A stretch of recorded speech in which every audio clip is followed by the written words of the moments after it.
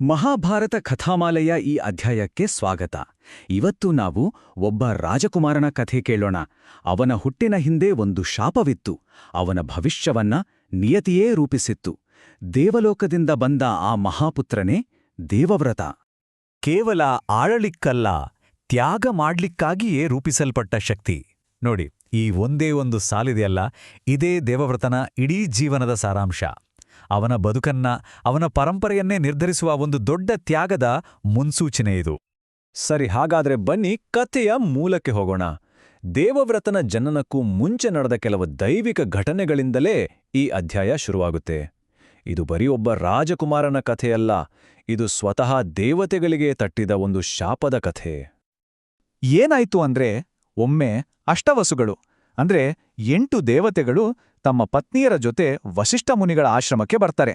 ಅಲ್ಲಿ ವಸಿಷ್ಠರ ದೈವಿಕ ಹಸು ನಂದಿನಿಯನ್ನ ನೋಡಿ ವಸುಗಳಲ್ಲಿ ಒಬ್ಬನಾದ ಪ್ರಭಾಸನ ಹೆಂತಿಗೆ ಆಸೆ ಹುಟ್ಟುತ್ತೆ.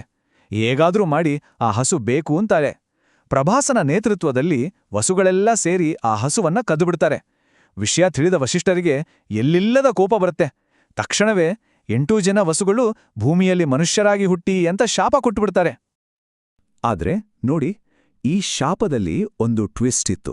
7 ಜನ ವಸುಗಳಿಗೆ ಭೂಮಿಯಲ್ಲಿ ಹುಟ್ಟಿದ ತಕ್ಷಣವೇ ಶಾಪದಿಂದ ಮುಕ್ತಿ ಸಿಗುತ್ತೆ ಅಂತ ವಸಿಷ್ಠರು ಕರುಣೆ ತೋರಿದ್ರು.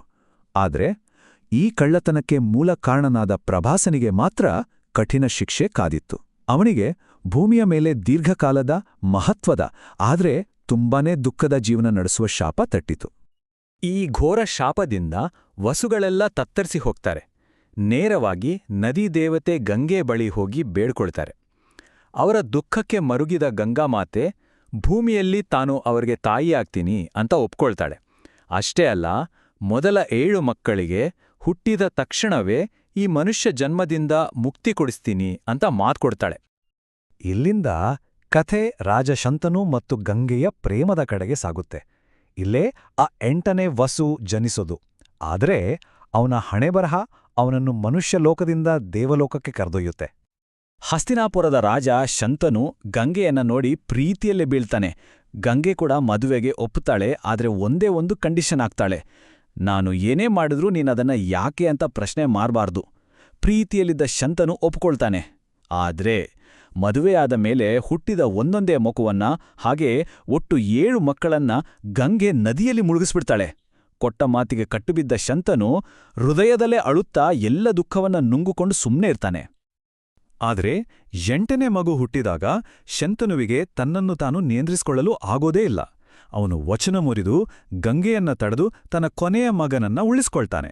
ಆಗ ಗಂಗೆ ತನ್ನ ನಿಜವಾದ ದೈವೀ ಯೋಜನೆಯನ್ನ ಬಿಚ್ಚಿಡ್ತಾಳೆ. ಈ ಮಗುವೆ ಆ 8ನೇ ವಸು ಪ್ರಭಾಸನ ಅವತಾರ ಅಂತ ಹೇಳಿ ಮಗುವಿಗೆ ದೇವವ್ರತ ಅಂತ ಹೆಸರಿಡ್ತಾಳೆ. ಅಂದ್ರೆ ದೇವತೆಗಳಿಗೆ ನಿಷ್ಠನಾದವನು ಅಂತ ಅರ್ಥ. ಷರತ್ತನ್ನ ಮುರಿದಿದ್ರಿಂದ ಗಂಗೆ ಶಂತನವನ್ನ ಬಿಟ್ಟು ಹೋಗ್ಬೇಕಾಗತ್ತೆ. ಆದರೆ ಹೋಗೋ ಮುಂಚೆ ಒಂದು ಮಾತು ಕೊಡ್ತಾಳೆ. ದೇವವ್ರತನನ್ನ ದೇವಲೋಕದಲ್ಲೇ ಬೆಳೆಸಿ ಹಸ್ತಿನಾಪುರಕ್ಕೆ ಒಬ್ಬ ಯೋಗ್ಯ ಉತ್ತರಾಧಿಕಾರಿಯನ್ನಾಗಿ ಮಾಡಿ ವಾಪಸ್ ಕರ್ಕೊಂಬರ್ತೀನಿ ಅಂತ. ಶಂತನು ಪತ್ನಿಯ ವಿರಹ, ಮಗನ ಅಗಲಿಕೆಯ ದುಃಖದಲ್ಲೇ ಅವನ ಬರುವಿಕೆಗಾಡಿ ಕಾಯುತ್ತಾ ಉಳಿಯುತ್ತಾನೆ. ಈಗ ಕತೆ ಒಂದು ಹೊಸ ಹಂತಕ್ಕೆ ಬಂತು. ಇದು ಒಬ್ಬ ಯೋಧನ ನಿರ್ಮಾಣದ ಸಮಯ. ದೇವವ್ರತನಿಗೆ ದೇವಲೋಕದಲ್ಲಿ ಸಿಕ್ಕಿದ್ದು ಸಾಮಾನ್ಯ ಶಿಕ್ಷಣ ಅಲ್ಲ. ಅದು ಅವನನ್ನ ಒಬ್ಬ ಅಪ್ರತಿಮ ಯೋಧನನ್ನಾಗಿ, ರಾಜ್ಕುಮಾರನನ್ನಾಗಿ ರೂಪಿಸಿದ ದೈವಿಕ ಶಿಕ್ಷಣ. ಅವನಿಗೆ ಸಿಕ್ಕ ಗುರುಗಳೇನೋ ಸಾಮಾನ್ಯರಲ್ಲ. ದೇವತೆಗಳ ಗುರು ಬೃಹಸ್ಪತಿ ಮತ್ತು ಅಸುರರ ಗುರು ಶುಕ್ರಾಚಾರ್ಯ ಇಬ್ರೂ ಅವನಿಗೆ ಪಾಠ ಹೇಳಿಕೊಟ್ರು. ರಾಜನೀತಿ, ದಂಡನೀತಿ, ಶಾಸ್ತ್ರಗಳು ಎಲ್ಲವನ್ನೂ ಕಲ್ತ. ಒಂದು ಕಡೆ ದೇವತೆಗಳ ದೃಷ್ಟಿ, ಇನ್ನೊಂದು ಕಡೆ ಅಸುರರ ತರ್ಕ.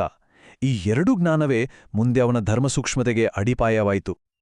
ಅಷ್ಟೇ ಅಲ್ಲ, ಮಹಾನ್ ಋಷಿಗಳಾದ ವಸಿಷ್ಠರು ಮತ್ತು ಸನತ್ಕುಮಾರರಿಂದ ವೇದಗಳು ಮತ್ತು ಆಧ್ಯಾತ್ಮಿಕ ವಿಜ್ಞಾನಗಳ ಆಳವಾದ ಜ್ಞಾನವನ್ನ ಸಂಪಾದಿಸಿದ. ಈ ಶಿಕ್ಷಣ ಅವನನ್ನ ಬರಿಯೊಬ್ಬ ರಾಜನನ್ನಾಗಿ ಮಾಡಲಿಲ್ಲ, ಒಬ್ಬ ಮಹಾಜ್ಞಾನಿಯನ್ನಾಗಿಯೂ ರೂಪಿಸಿತು. ಇನ್ನು ಯುದ್ಧ ಕಲೆ, ಅದನ್ನ ಕಲಿಸಿದ್ದು ಬೇರೆ ಯಾರೂ ಅಲ್ಲ, ಸ್ವತಃ ಯೋಧ ಋಷಿ ಪರಶುರಾಮ. ಅವರಿಂದ ಯುದ್ಧದ ಪ್ರತಿಯೊಂದು ಸೂಕ್ಷ್ಮವನ್ನು ಕಲಿತು ಅಪ್ರತಿಮ ಪರಾಕ್ರಮಿಯಾದ.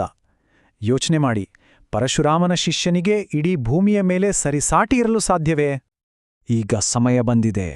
ಅಸಾಮಾನ್ಯ ಕೌಶಲ್ಯ, ದೈವಿಕ ತೇಜಸ್ಸಿನೊಂದಿಗೆ ಯುವಕನಾಗಿ ಬೆಳೆದಿರುವ ಆ ಯುವರಾಜನ ಆಗಮನದ ಸಮಯ. ವರ್ಷಗಳು ಉರುಳಿ ಹೋದವು. ಗಂಗೆ ತನ್ನ ಜೊತೆ ಕರೆದೊಯ್ದ ಆ ಮಗು ಏನಾಯ್ತು?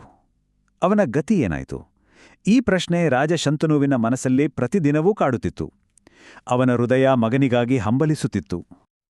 ಆಗ ಒಂದು ದಿನ ನದಿ ತೀರದಲ್ಲಿ ಶಂತನು ಒಂದು ಅದ್ಭುತ ದೃಶ್ಯವನ್ನು ನೋಡ್ತಾನೆ. ಒಬ್ಬ ತೇಜಸ್ವಿ ಯುವಕ ತನ್ನ ಬಾಣಗಳ ಮಳೆಯಿಂದಲೇ ರಭಸವಾಗಿ ಹರಿತಿದ್ದ ಇಡೀ ಗಂಗಾ ನದಿಯ ಪ್ರವಾಹವನ್ನೇ ತಡೆದು ನಿಲ್ಲಿಸಿದ್ದ. ಆ ಯುವಯೋಧನನ್ನು ನೋಡಿದ ತಕ್ಷಣ ಶಂತನುವಿಗೆ ಗೊತ್ತಾಗತ್ತೆ, ಇವನೇ ತನ್ನ ಮಗ ಅಂತ. ಅದೇ ಕ್ಷಣದಲ್ಲಿ ಗಂಗೆ ಪ್ರತ್ಯಕ್ಷಳಾಗ್ತಾಳೆ. ಸಂಪೂರ್ಣ ಶಿಕ್ಷಣ ಪಡೆದು ಮಹಾಪರಾಕ್ರಮಿಯಾಗಿ ಬೆಳೆದಿದ್ದ ದೇವವ್ರತನನ್ನ ಅವನ ತಂದೆಗೆ ಒಪ್ಪಿಸ್ತಾಳೆ. ಇವನು ಎಲ್ಲಾ ಶಾಸ್ತ್ರಗಳಲ್ಲಿ ಪಾರಂಗತ, ಯುದ್ಧಕಲೆಯಲ್ಲಿ ಅಪ್ರತಿಮ, ಇವನಿಗೆ ಸರಿಸಾಟಿಯಾರೂ ಇಲ್ಲ ಅಂತಾಳೆ.